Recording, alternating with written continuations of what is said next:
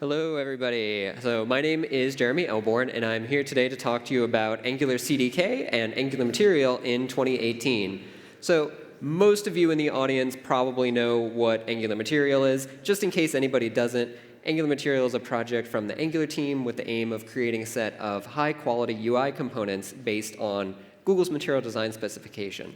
And this library is used by many applications both inside and outside of Google. But I suspect that there's not as many of you in the audience who are familiar with the Angular CDK. So CDK stands for Component Dev Kit. And the main purpose of the CDK is to provide tooling for developers, particularly component authors, to create their own custom components without having to reinvent the wheel for common interaction patterns and behaviors. So the CDK started off as the base generic building blocks for which we use to make Angular Material. And over time, as those building blocks matured, they reached a point of stability where we were happy with how they were, happy with that stability. And last year, we released the CDK as a standalone library, totally separate from Angular Material. So the CDK is broken up into multiple different sub-packages, each with an individual responsibility, a single purpose. And I don't have time to go over what all of those sub-packages are, so I just want to highlight some of them to give you a general idea of what's in the CDK. So we have this A11Y package for things having to do with accessibility, so things relating to focus management or keyboard interaction. A lot of it focused around screen reader users, making more accessible workflows. We have this subpackage called Overlay that deals with opening up any kind of floating panel or pop-up in your application. This is very helpful for components like menus, tooltips, dialogues, and so on. It deals with all the behaviors for positioning, scrolling. So if you scroll your page, do you want your overlay to move with you? Do you want it to block scrolling? Do you want it to just close if you scroll? Covers all of that behavior for you. And we even have just full-blown components in the CDK for things like table. So the table is a good example because it is responsible exclusively for the logic of rendering rows of cells, but it doesn't have any opinions on style. It's not tied to any particular design system. Like everything else in the CDK, it's separate from material design. And then our Angular Material table is just based on top of that with some extra CSS and the specific behaviors for sorting and pagination that are specific to that design system. And this makes it really useful for building your own custom experiences. So we currently have about 17 of these subpackages in the CDK today. And if you haven't checked them out to see how they could be useful in your application, because everybody has to write custom components, then you should definitely go check out our documentation and see where it might be valuable to you. So the main thing I'm here to talk to you today about is what's new with the CDK and Material in 2018. So as Brad mentioned in the keynote, we are dangerously close to releasing version 6.0, so things are in RC now. So I'm going to highlight some of what's in that 6.0 release for these packages. So the thing I'm most excited about is new schematics for Angular Material. For a long time, we've wanted to provide a way to let people build out more complex interactions than just single components. And now with the schematics in the Angular CLI, we have that capacity to provide some pre-made layouts and templates that you can very quickly generate and then modify to meet your application's need without having to do a lot of reading the documentation and piecing together things yourself. We have a brand new tree component for both the CDK and Material that follows the pattern of that data table. And this is really useful for any time you want to render out hierarchical data or have some kind of hierarchical interaction pattern. My coworker Tina is going to be giving a full talk just on the table this Friday that will go in a lot more depth. I'm just going to talk kind of surface level about it here today. We have in that overlay package I mentioned, there is a new feature that we call flexible positioning that lets the overlay code for you. Is it? It's beeping. Okay. Lets the overlay code for you manage sizing and positioning at the same time, regardless of what the content of that overlay is going to be. So if you have, say, a very long menu, it will automatically figure that out and size it so that it fits on the screen and it scrolls overflow, or if it would drift off the screen, it will push it back on, handles all of that for you. And then specific to material design, we have a new badge component for showing these lightweight inline notification markers and bottom sheets for a mobile-specific modal interaction pattern. So rather than just talking about these new features, I want to show something off with some live coding. So I have an empty application here that I've created with the Angular CLI. All I've done is said ng-new, created a project, and I've installed Angular Material and Angular CDK because I don't want to use npm install on stage. So here's my WebStorm project, and you can see this is the default page you get when you create a new project with the Angular CLI. Haven't done anything to it yet. So the first thing I'm going to do is I need to set up Angular Material for my application. And so usually this means I have to go to the documentation site, find the Getting Started guide, follow this bunch of steps that I have to do to set things up. But I don't have to do that with version 6.0 anymore. So I'm just going to say ng-add. It's useful that if I type add, ng-add Angular Material. Run that. It'll take a second. And it did some stuff for me.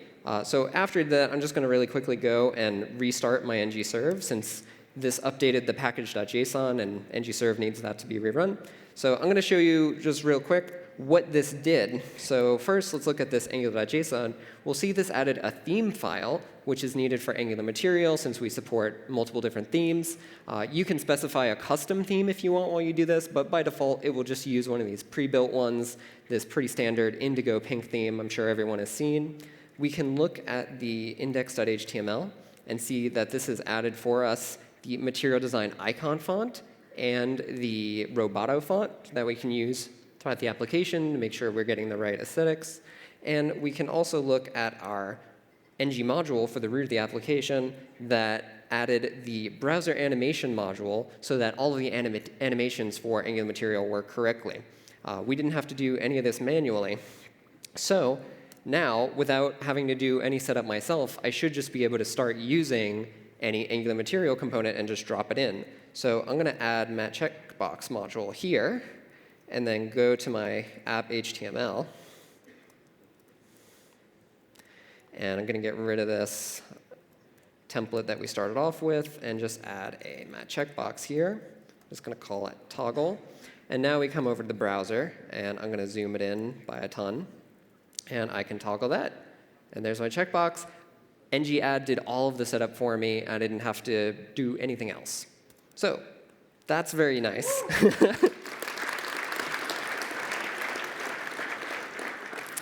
So now I get to spend the next half an hour going and looking at the documentation and figuring out the right way to add a side nav and a toolbar and a nav list on the side.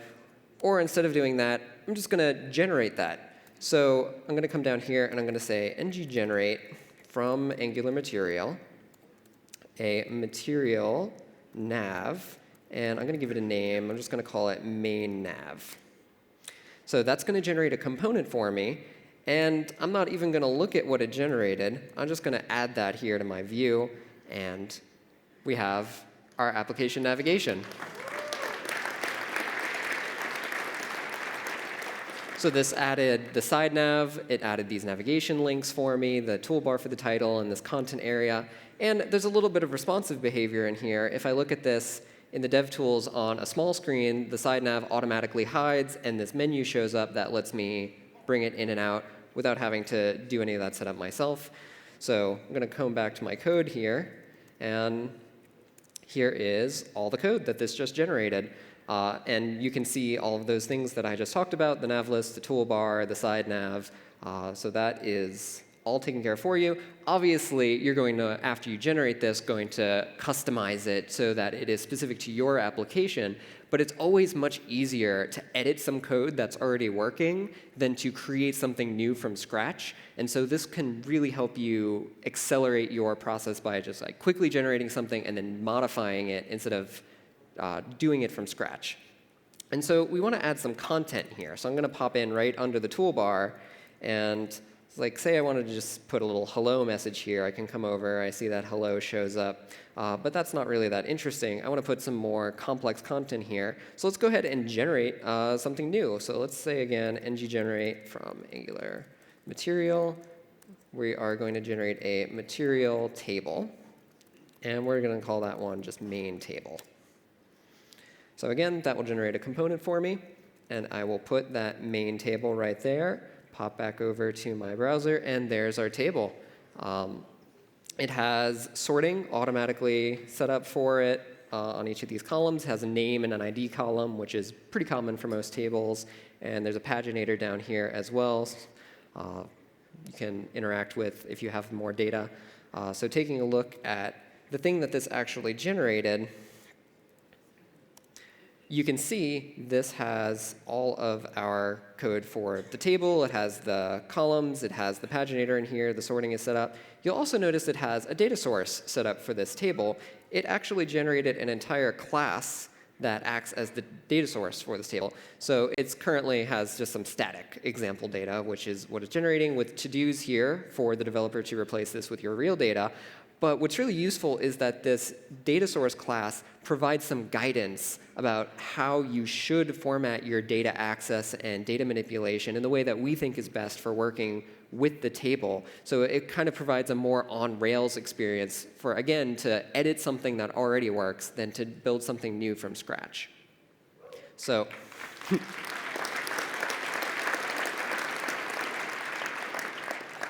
I'm going to show off one more of these schematics. So I'm going to take that table out of there, and I'm going to now say ng-generate again for Angular material-dashboard.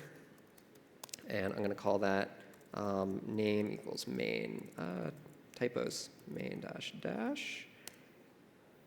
And that will generate our last component here. And we'll put that back in. And we pop over here, and we get this dashboard of cards.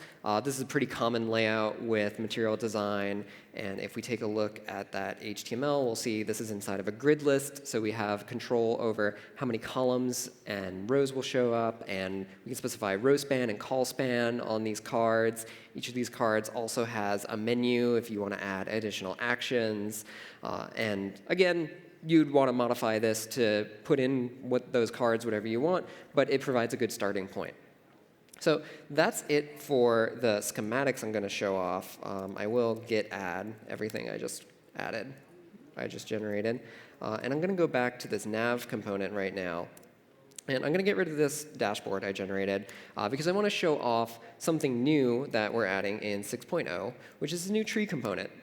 So like I said, my coworker Tina is going to be doing a full talk on the tree because I'm only going to be able to touch on a little bit of it here today. There's a lot more to it. But let's get started using it. So the first thing I'm going to do is add the tree module to my ng module. You notice there's a bunch of other material modules here. All of the other schematics added for me as I was using them. But I'm using the tree manually now, so I'm putting it here. And then I'm also going to quickly just add some styles here that will make this look right on the projector. So going back to our nav here, our tree is going to need a couple of things in order to render out some data. The first is it's going to need some data. So we're going to go to our code here. We're going to need two different things to render out data. One is we're going to need a data type for our node. So I'm going to create a type called classification that consists of two fields. It has a name, which is just a string, and it's going to have children, which is an array of classifications. So it's this recursive hierarchical structure. And then I'm going to just drop in some pre-made data that I have. This is for some biological taxonomy data, so kingdom, phylum, class, that kind of thing. It makes a good example for hierarchical data.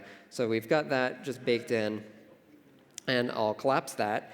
And we can set this up now by just adding a data source here to our tree. That's that classifications. And that is part of what we need for this tree. We have the data, but we need to be able to tell the tree how to unroll that data, how to traverse that data. And we do that by specifying a tree control here as well.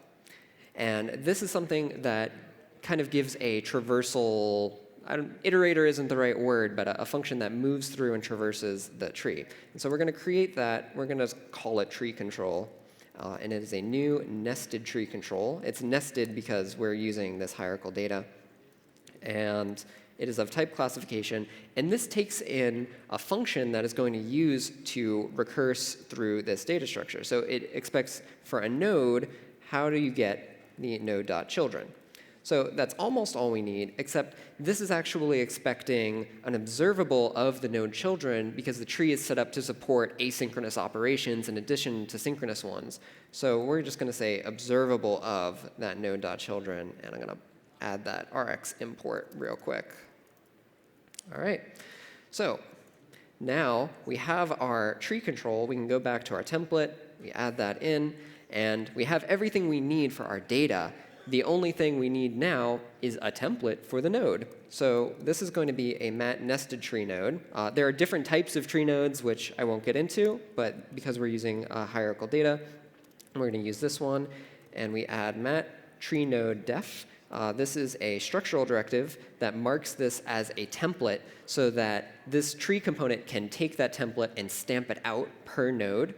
And we're also going to say here, let node, so that we have access to the node inside of our template for binding.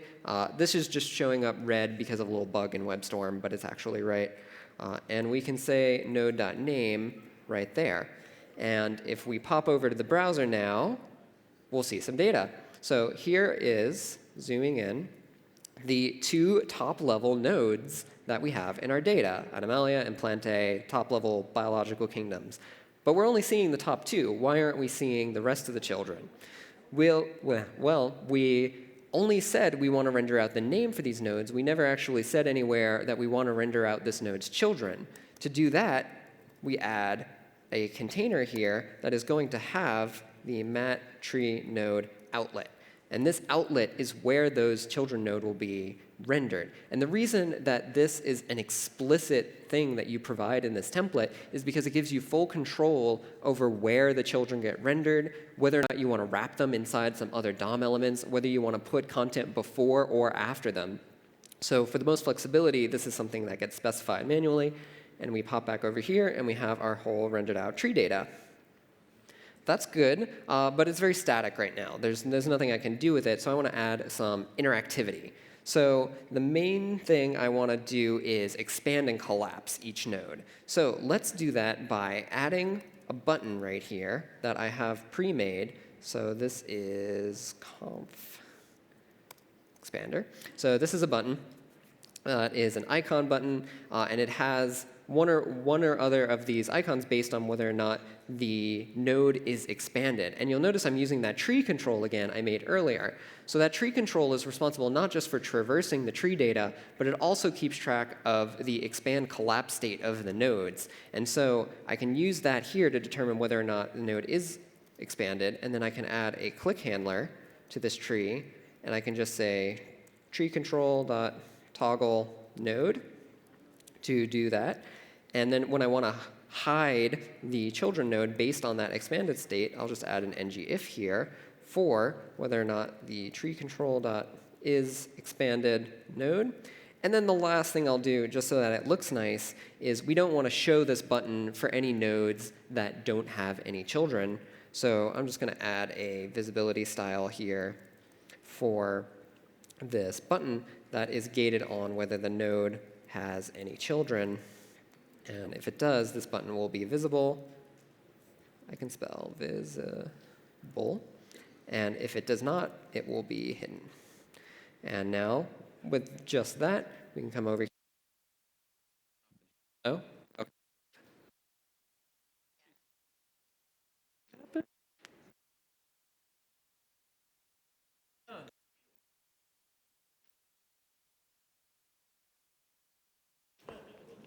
It's on. Okay, I'm back. Sorry about that. I'm going to keep talking now and pretend that didn't happen. I get like another 30 seconds back. So we can expand and collapse our tree nodes here. Yay! And you can see it's hidden for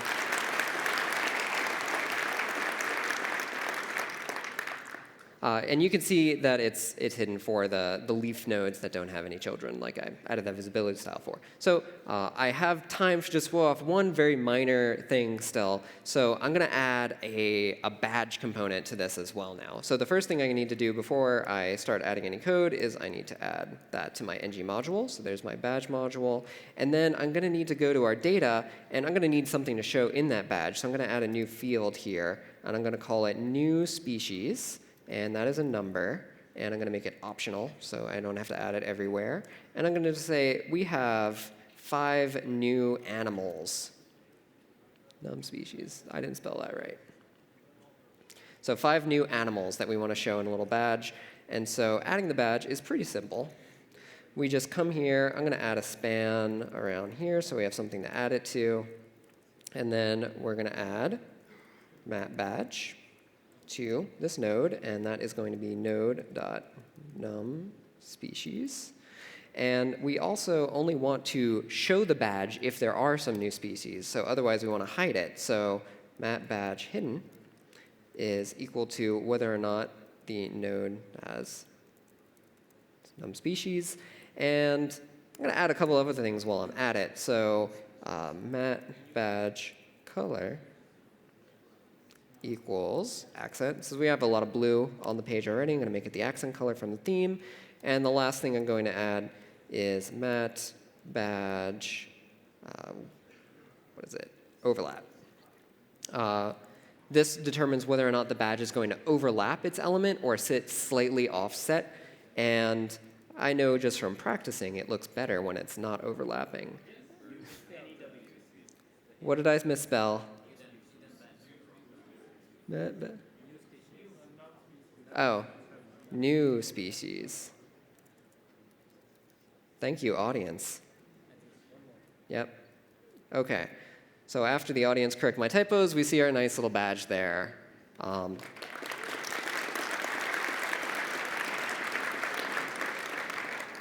right, so that is all I have time for today for the live coding. I'm going to jump back to my slides here.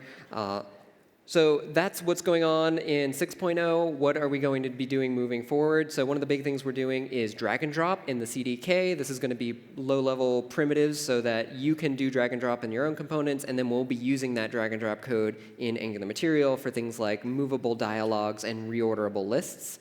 We're also working on virtual scrolling in the CDK so that you can render large sets of data, but only actually render what appears in the viewport. And then we'll be using that again in Angular Material and the components like the select and the autocomplete and the data table. And speaking of the data table, we're working on more enhancements for that. There are some things that are possible to do today with the data table, like expandable rows and sticky headers, but it's a bit more manual than we'd like it to be. And so we're working on more helper directives and utilities to smooth that out for you. So that's all for me today. You can check out the documentation demos for Angular Material and the CDK at material.angular.io. And on GitHub, we're Angular/Material2. And thank you for coming.